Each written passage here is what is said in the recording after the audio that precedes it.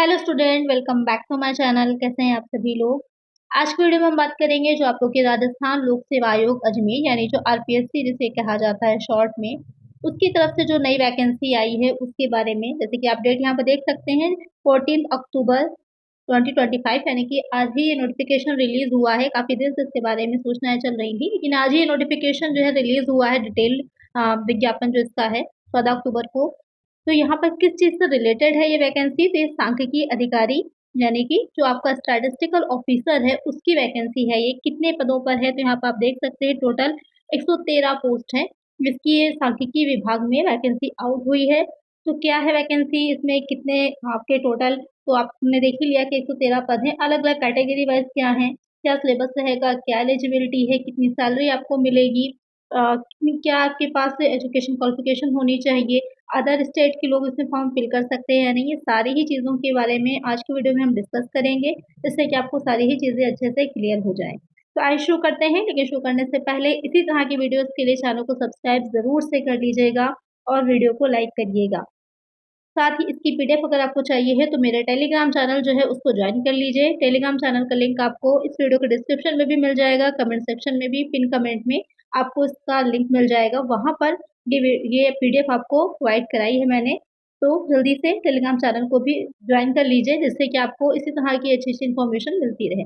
अब आते हैं अपने नोटिफिकेशन पर। तो यहाँ पर टोटल जो नंबर ऑफ पोस्ट हैं 113 पद हैं। जर्नल की अगर हम बात करें तो अलग अलग इन्होंने बताया हुआ है कि जर्नल में यहाँ पर 30 है, जर्नल डब्ल्यू ई है, डब्ल्यू डी है, अलग अलग तरह से इसका जो अब्रिविएशन है इसका एक्सप्लेन भी नीचे इन्होंने किया हुआ है।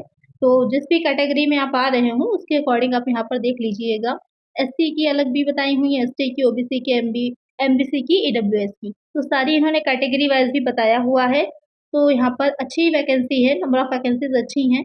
और अगर आप अदर स्टेट से इसमें फॉर्म फिल कर रहे हैं तो ये समझ लीजिए कि आप किसी भी कैटेगरी में क्यों ना आते हो, एससी ओबीसी कुछ भी हो, आप जर्नल ही माने जाएंगे। जनरल कैंडिडेट यानी कि सामान्य श्रेणी में ही आप फॉर्म फिल करेंगे अगर आप राजस्थान के अलावा किसी भी अदर स्टेट से फॉर्म फिल करना चाहते हैं। तो एक बात आपको क्लियर हो गई कि अदर स्टेट यहाँ पर एलिजिबल है, अदर स्टेट वाले इसमें फॉर्म फिल कर सकते हैं। काफ़ी कंफ्यूजन रहती है कि अगर कोई भी स्टेट की वैकेंसी आती है तो अदर स्टेट फिल कर सकते हैं, तो जी हाँ, बिल्कुल यहाँ पर जो अदर स्टेट वाले हैं वो भी राजस्थान की वैकेंसी में फॉर्म फिल कर सकते हैं। अब आइए देखते हैं इसके बारे में कि क्या आपकी शैक्षिक योग्यता यानी कि एलिजिबिलिटी क्या होनी चाहिए फॉर्म फिल करने के लिए। तो यहाँ पर आप देख सकते हैं कि at least second class master degree in economics, at least second class master degree in statistics, at least second class master degree in mathematics with paper in statistics, या फिर second class master degree in commerce with statistics, या फिर MSc agriculture से आपने statistics के साथ किया हो। तो एक चीज़ क्या है कि आपको सेकेंड क्लास में यानी कि आप फर्स्ट क्लास डिग्री नहीं मानी है, मांगी गई है, सेकंड क्लास वाले जो हैं वो भी एलिजिबल हैं। और एक चीज़ बहुत अच्छी से इन्होंने क्लियर कर दी है, वरना स्टैटिस्टिक्स में काफ़ी कंफ्यूजन रहती है, क्योंकि इकोनॉमिक्स में भी आ जाती है, स्टैटिस्टिक्स तो अपना एक अलग ही सब्जेक्ट है, कॉमर्स वालों के लिए भी हो जाती है, मैथ में भी आती है, तो बच्चे थोड़ा-सा कन्फ्यूज़ रहते हैं कि हम एलिजिबल हैं या नहीं। तो उन्होंने साफ-साफ अलग-अलग ही बता दिया है, क्योंकि स्टैटिस्टिक्स कॉमर्स में भी आपने पढ़ी होगी, बिज़नेस स्टैटिस्टिक्स पढ़ी होगी, एमकॉम किया है, तो वहाँ पर आपने ये भी पढ़ा होगा जो अप्लाइड स्टैटिस्टिक्स होती है या स्टैटिक एनालिसिस है, कोई ना कोई आपने स्टैटिस्टिक्स से रिलेटेड सब्जेक्ट ज़रूर पढ़ा होगा कॉमर्स में। तो यहाँ पर सारी चीज़ें आपको क्लियर हो गई कि जो है आपको अगर सेकंड डिवीज़न से भी पास हैं तो भी यहाँ पर फॉर्म फिल कर सकते हैं।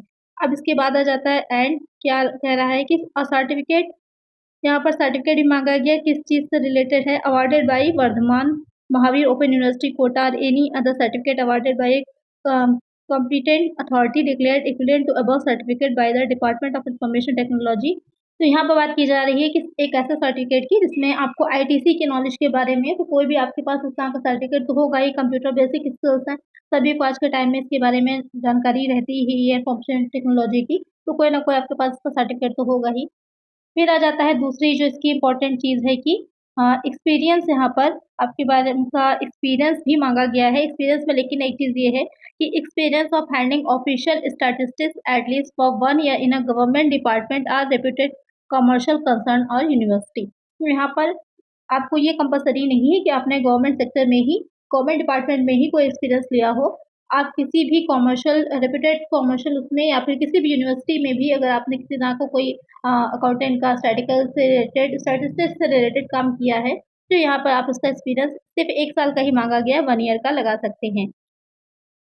लेकिन इसके अलावा और भी चीज़ें आपकी दी गई हैं कि अगर बाय चांस आपके पास नहीं है सर्टिफ़िकेट, तो यहाँ पर बताया है कि with first class masters degree और doctorate in any of the subject specified as education qualification, कि आपके पास अगर फर्स्ट क्लास में मास्टर डिग्री हो या फिर having undergone successfully 2 years training in statistics, यानी कि 2 ईयर की आपके पास ट्रेनिंग हो स्टैटिस्टिक्स में, या फिर कोई डिप्लोमा आपने कर रखा हो, या फिर बिलॉन्गिंग टू शेड्यूल्ड कास्ट और scheduled tribe need not possesses this experience.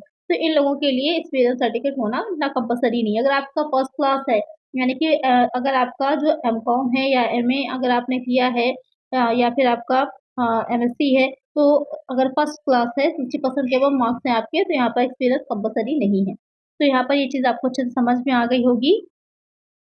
उसके बाद थर्ड पॉइंट है कि working knowledge of Hindi written in Devanagari script and knowledge of Rajasthan culture, कि आपको राजस्थान कल्चर के बारे में नॉलेज हो, आप हिंदी में लिख सकते हो, तो यहाँ पर आप एलिजिबल है। तो ये तो सभी को, क्योंकि हम इंडियन हैं, सभी को आती है, तो यहाँ पर तो सीधी-सीधी एलिजिबिलिटी आपकी बनती ही है। तो आपको अब क्लियर हो गया होगा कि एजुकेशन क्वालिफ़िकेशन क्या चीज़ें हैं, बहुत अच्छे से उन्होंने क्लियर एक-एक चीज़ बता दी है, तो यहाँ पर कोई कन्फ्यूज़न आपको नहीं होगी। उसके बाद आ जाते हैं कि एग्ज़ाम कैसे होगा, शैक्षिक अर्हता संबंधी प्रावधान यहाँ पर कुछ दे रखा है। उक्त पदों की अपेक्षित शैक्षिक अर्हता को अंतिम वर्ष की परीक्षा में सम्मिलित हुआ हो या सम्मिलित होने वाला व्यक्ति भी आवेदन करने के लिए पात्र होगा। बहुत अच्छी चीज़ यहाँ पर है कि अगर आप अपीयरिंग हैं, क्योंकि यहाँ पर काफ़ी कन्फ्यूज़न बच्चों में रहती है कि अपीयरिंग वाले फॉर्म फिल कर सकते हैं, यानी कि आपका लास्ट सेमेस्टर है, तो आप यहाँ पर फॉर्म फिल कर सकते हैं या नहीं। तो यहाँ पर बताया है कि उक्त पदों की अपेक्षित शैक्षिक अर्हता के अंतिम वर्ष की परीक्षा में सम्मिलित हुआ हो, यानी कि कंप्लीट कर चुका हो, या फिर आप अपीयरिंग हैं, अभी कंप्लीट होने वाला है आपका, तो भी आप क्या होंगे, पात्र होंगे। लेकिन उसे आयोग द्वारा आयोजित लिखित परीक्षा से पूर्व, जैसे कि अभी आप अगर फाइनल एग्ज़ाम देने वाले हैं, लेकिन जब आपका एग्ज़ाम होगा उस टाइम तक आपको अपना कंप्लीट कर लेना है। इस चीज़ को ध्यान में रखिएगा, तभी आप फॉर्म फिल करिएगा। उसके बाद नेक्स्ट देखते हैं इसमें कितना आपको सैलरी मिलेगी। सैलरी यहाँ पर बताई हुई है कि कितना ग्रेड पे रहने वाला है आपका। 4800 का 4800 का ग्रेड पे यहाँ पर रहने वाला है, जो कि वहाँ की राज्य सरकार के नियमों के अनुसार है। आयु की बात करें तो यहाँ पर मैक्सिमम 21 यानी कि 21 वर्ष है और अधिकतम 40 वर्ष है। यानी कि 21 वर्ष से अधिक होनी चाहिए, 40 वर्ष से कम होनी चाहिए, जब तभी आप इसमें फॉर्म फिल कर सकते हैं। इसके अलावा जो छूट दी गई है, तो वहाँ पर एक्स्ट्रा देख लीजिए कि आप किस कास्ट में आ रहे हैं, उसी के अकॉर्डिंग यहाँ पर छूट भी दे रखी गई है। और एक चीज़ और, जो वुमेन कैंडिडेट्स हैं, यहाँ पर अगर आप जनरल कैटेगरी से वुमेन कैंडिडेट हैं, तो उसके लिए अलग से 5 वर्ष की भी छूट दे रखी है। तो यहाँ पर इस चीज़ को ध्यान में रखिएगा और इसके अकॉर्डिंग ही आप अपनी एज को कैलकुलेट करिएगा कि फॉर्म आपको फिल करना है तो। उसके बाद आ जाता है चयन प्रक्रिया दे रखी है कि किस तरह से चयन होगा।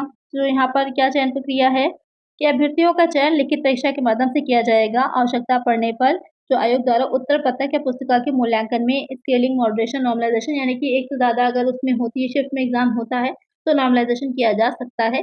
ये किया जाएगा, ये कंपल्सरी नहीं बोला गया है, डिपेंड करेगा कितने फॉर्म पड़ते हैं, किस तरह से होगा, तो उसके बाद वो देखेंगे कि वो नॉर्मलाइज़ेशन करना है या नहीं करना है।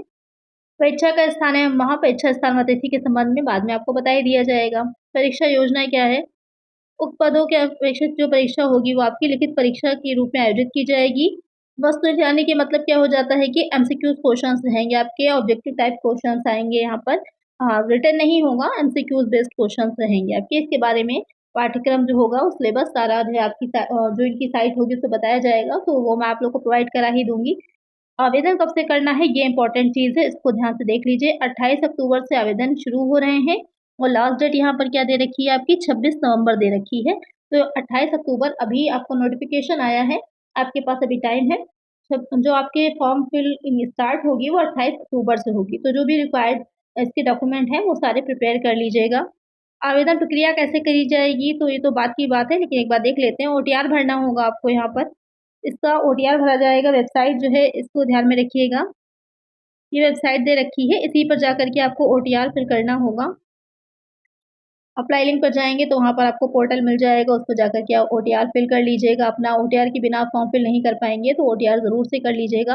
बाकी सारी जो प्रोसेस ओटीआर भरने की होती है, वो आप लोग को पता ही होगी, आप लोग ऑलरेडी तैयारी कर रहे हैं काफ़ी टाइम से। अब BMRS का भी आप लोगों ने फॉर्म फिल किया ही होगा, तो OTR फिल करना या अप्लाई करना आपको आता ही है, बेसिक चीज़ें हैं ये।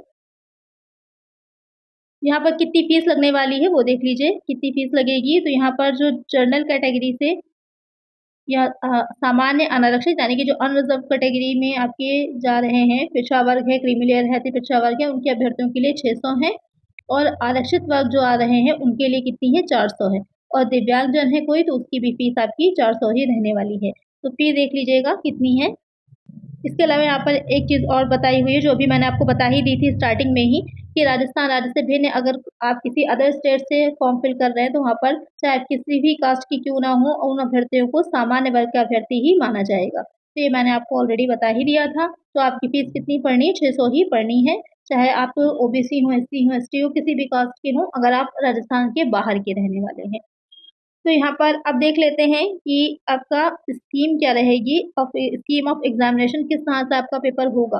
तो यहाँ पर 2 पार्ट में होगा, पार्ट ए और पार्ट बी। सब्जेक्ट क्या रहने वाला है, general knowledge of Rajasthan. Rajasthan की जो आपकी जीके है 40 क्वेश्चंस आने हैं 40 मार्क्स के। बहुत ही अच्छे से तैयार करिएगा क्योंकि जो प्रीवियस पेपर्स हुए हैं राजस्थान के वहाँ पर बहुत ही हार्ड लेवल के क्वेश्चंस पूछे गए थे। बहुत से बच्चे क्वालिफाई ही नहीं कर पाए हैं, क्वालिफाइंग मार्क्स ही क्लियर नहीं कर पाए हैं। तो इसकी तैयारी आप बहुत अच्छे से करिएगा अगर आप इसमें फॉर्म फिल कर रहे हैं तो। और अगर आप क्वालिफाइंग मार्क्स निकाल ले जाते हैं तो इतना मान के चलिए कि आपका सिलेक्शन 100% हो जाएगा क्योंकि राजस्थान में जो अभी पेपर हुए हैं प्रीवियस के उनमें बहुत हार्ड क्वेश्चन पूछे गए थे तो बहुत से बच्चे क्वालिफाई ही नहीं कर पाए, सीट खाली रह गई हैं। पार्ट बी में यहाँ पर कंसर्न सब्जेक्ट जो भी आपका यहाँ पर स्टैटिस्टिक्स की है तो उसी सब्जेक्ट के अकॉर्डिंग ही क्या होगा क्वेश्चन आएंगे। 110 क्वेश्चन है, 110 मार्क्स से रहेंगे। टोटल नंबर ऑफ क्वेश्चन 150 है और मार्क्स भी 150 है। टाइम आपको 2 आवर्स 30 मिनट्स का मिलेगा। तो उसी को ध्यान में रख करके आपको अपनी तैयारी ध्यान में रखनी है कि हमको ऐसे ही पेपर अपना देना है। इसके अलावा यहाँ पर शैल कैरी 150 मार्क्स वही चीज़ दे रखी है। MCQs टाइप होंगे, मल्टीपल चॉइस क्वेश्चंस होंगे।